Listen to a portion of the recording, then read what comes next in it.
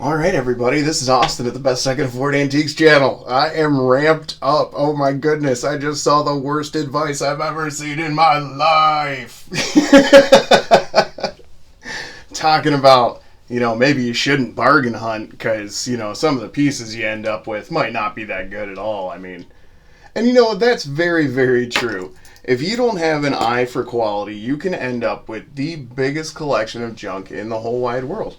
Which is why I try to buy everything I can that may represent a single thing, and I try to show you the differences in quality.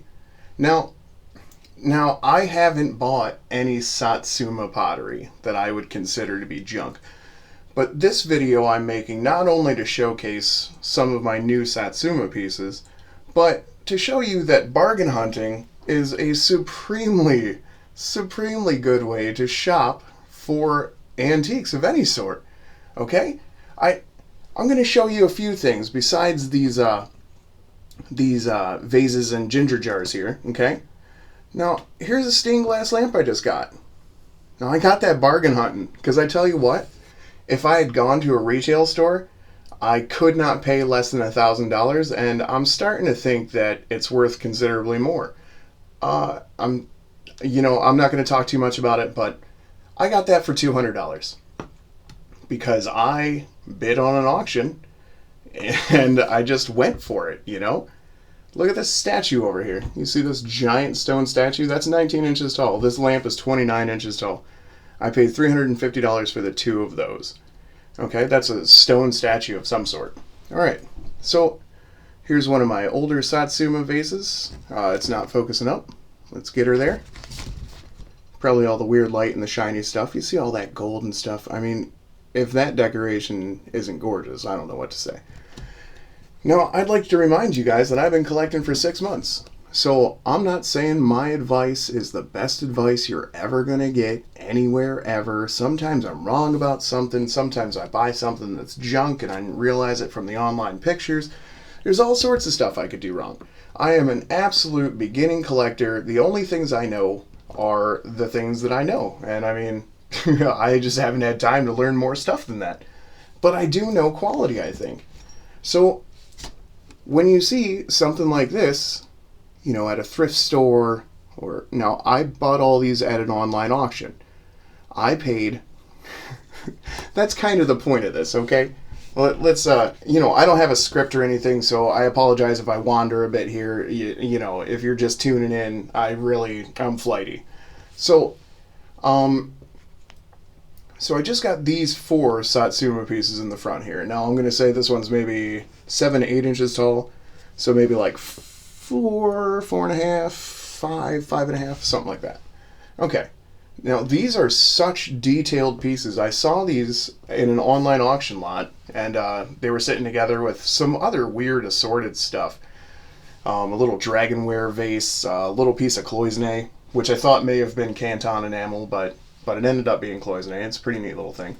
But, so by bargain hunting, by shopping thriftily, I have spent on all of these pieces combined, these Satsuma pieces, okay? We've got, what do we got here? 8. We've got 8 Satsuma pieces. These are unsigned but numbered, a matching pair of Satsuma vases, pretty handsomely decorated. Number 2 and number 8, I think. This is a Kinkazan ginger jar. This is a Kinkazan, I think it was a ginger jar, but I think a lamp maker bought that because there's a hole drilled in the bottom, and the rim here is completely brand new, basically. So I'm kind of the opinion that a lamp maker went straight to Kinkazan and bought that right at the beginning and turned that right into a lamp. So I thought he was just missing a lid, but now I think he was a lamp from the get. But, okay. So, 8 pieces of Satsuma, 2 Kinkazans, these 2 are unsigned but numbered, and all 4 of these smaller ones right here are signed, and the most intricately detailed little Satsuma vases I've ever seen, pretty much bar none. So we will look at these just a little bit here. I want to show you one of the coolest things. All right, let's start at the beginning. All right, here's the dragon's head.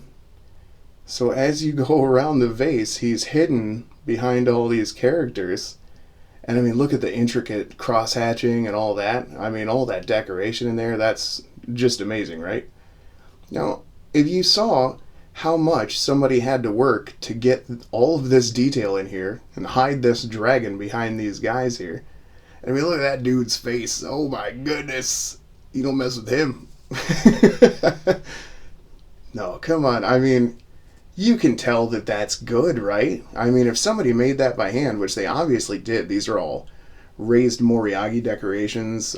Moriage? I'm not entirely positive. But, I mean, look at this detail around the handle. That's moriage for, like, no good reason. So, yeah, I mean, I think we can recognize that some things are quality, not being experts. Beautiful signature. The Shimazu clan crest right there.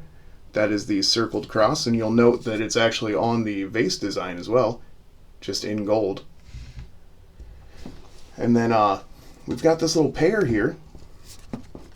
Now, if you guys don't want to watch the rest of this and you don't want to know more about these little pieces of Satsuma, let me get to the point of the whole video, and then I'll continue for my real friends.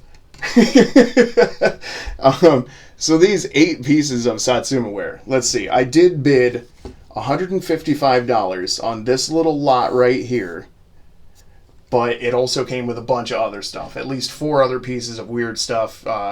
You'd have to watch videos. But, so I paid $155 for those. I paid $60 for this beautiful ginger jar. $20 for that beautiful ginger jar. And I believe my winning bid on the pair of Satsuma vases was $50 or $60. So if we do a little bit of quick math, we're up to like $210 if we call it 60 on the big ones. $270, $290. $290 has bought and paid for all 8 of these absolutely gorgeous Satsuma pieces. Now, if you went to live auctioneers and tried to buy, let's say, like, no, don't get me wrong, this one's not like outstanding. I just love the glaze on it. The blue glaze, I fell in love with it the minute I saw it. I was like, I'll give you $20, and he was like, okay. So I don't think that one's extraordinarily valuable. Same with this one. I mean, it's just a Satsuma ginger jar. Nothing hugely big about it. It is super neat. I'm gonna maybe, yeah. So I mean, look at that purple flower. It's so worth having, and I paid $60 for it. I'm not hurt by that. I mean, look at the gorgeous moriage on it. You know, I don't know what somebody would give me for that, but that is a gorgeous, gorgeous thing. So yeah, if I went to live auctioneers and tried to buy, let's say, these 2 vases, just the matched set right there, they're footed with foo dogs. The only damage I found on either of them is one of the foo dog's tendrils has broken off. Okay? Otherwise, they are in absolutely immaculate condition. And really pretty wonderful. So, do you think I could have bought those 2 vases at live auctioneers for $300? Because I don't think I could have. I think at live auctioneers those would have gone up to like $500, maybe $600. Don't you guys think? I mean, I'm not an expert. And I don't really go to live auctioneers because I see what their prices are, and I can't afford to bid against those people. I mean, it's maniacal. I can't do it. There's nothing at live auctioneers that I can afford. So you tell me if you think that I could have bought those 2 vases on the end for $300 or less at live auctioneers. And if so, I will retract all my previous statements. Don't bargain hunt. Don't look for deals. Don't waste your time. Now, let's move back on to the actual art of this. Oh my goodness. I love to not look at these very closely until I'm with you guys. Like, even when I'm taking the pictures, I like to kind of ignore them and just make sure they're in shot. And then when I come back to it, I really stare at them with you. And I love discovering this stuff with you guys for the first time. Look at that dragon's face. Oh, he is so cool. That is no lie right there. That is one of the cooler dragons I've ever seen on one of these little vases. Any of these vases, really. I'm a huge fan of that. I think his face is super cool. I'm not even trying to church it up and make my stuff sound awesome or anything. Like, you know. I react accordingly to what's in front of me. I love these dudes. They all have individual patterns on their clothes and stuff. I mean, this is something somebody tried hard at. And even more so, there's a gold dragon up here.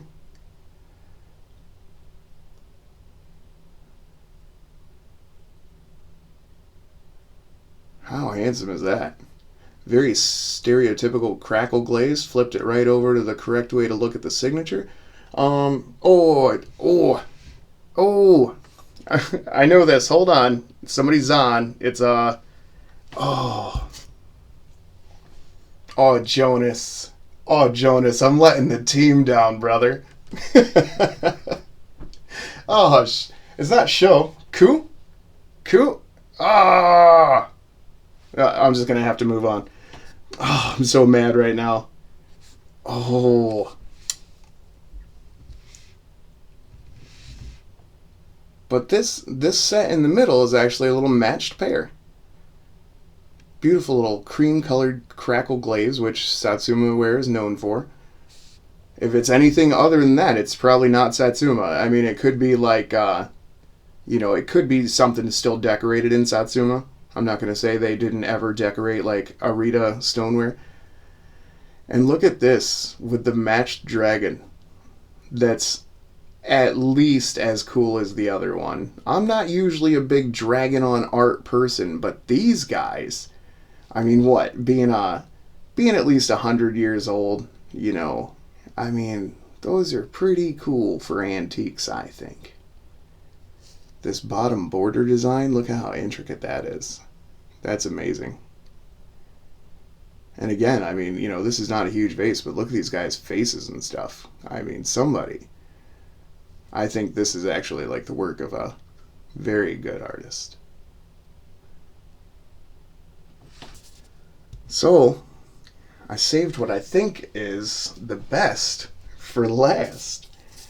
Now, this one's also got a signature. I'm sure I want to be careful. I don't really want to scratch at that. I'm gonna guess that this says made in Japan, Dai Nippon. That's probably what the first character is, Dai, and then I see the little square there, a little window I call them. So under that's probably the little house character. And again, the Shimazu clan crest. Shimazu was the clan who ruled the region of Satsuma, in addition to a couple of other regions. I'm not exactly sure what all the regions they ruled were, but it was kind of like a county state. So look at this dragon. You see how moriage he is? You see how much relief he has? He's really built up. Oh, look at his scales in the light. Do you see him going? Oh, that's cool, man. All right. And then, look at this. First, look at the intricate border design, because, that's just wild. It's like tiny gold fireworks. But then you go to the dragon, okay? And we follow him around. And he just gets cooler. Oh my God, can you believe that? Can you believe that silliness?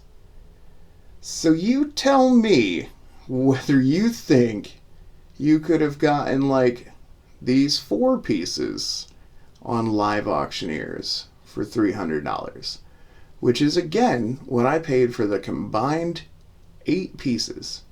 Now I was a bit of a rookie. Oh, look at that guy's staff and how built up that is out of gold. Wow.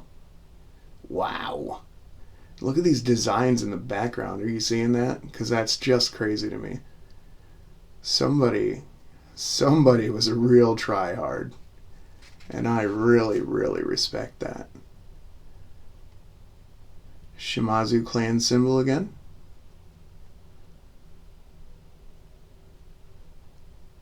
So yeah. I'd really like to know what you guys think. Do you think bargain hunting worked out for me? Maybe not. You let me know. You let me know in the comments. You tell me what you think, whether or not you should just pay full-blown price for everything you try and get no matter what because some fancy auction house told you it was good. Or should you occasionally just trust your eyeballs, look at a thing, and decide whether or not it's quality? I mean, there's plenty of things that aren't great. You know, there's so many examples of things that look like, oh my goodness, I've got one, hold on.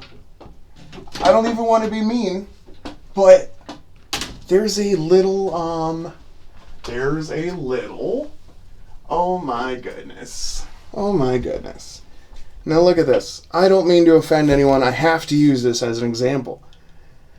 This is, you know, like Satsuma. This is close. I mean, it's made in Japan and it's signed in kanji. It's enough to trick a rookie collector maybe. But if you look at the difference between this guy's face and this guy's face, I'm sure we start to see why this piece is a cheap tourist piece and this piece is an actual Meiji era work of art and antique.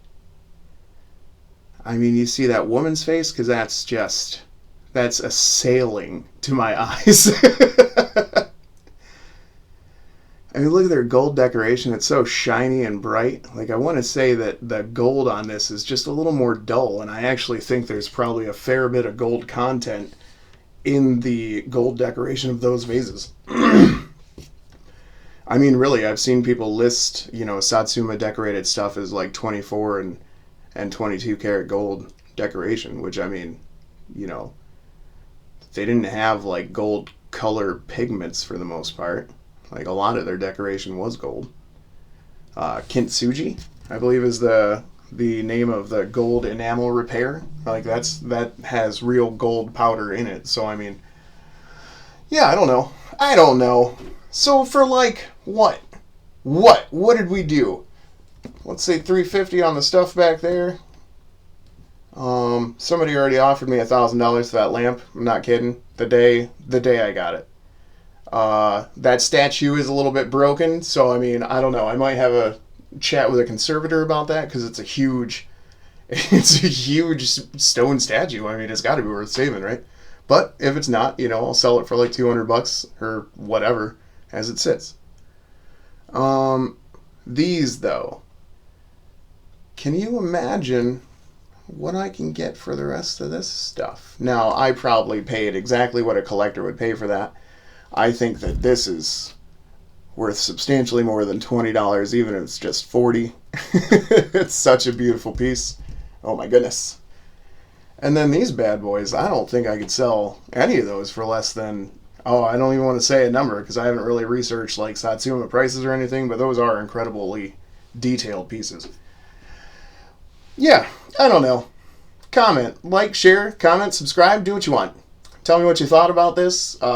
You know, maybe I'm the one with bad advice. That could be. But I hate to know what somebody who only shopped at live auctioneers would have paid for what I have sitting in front of you. And that's a fact.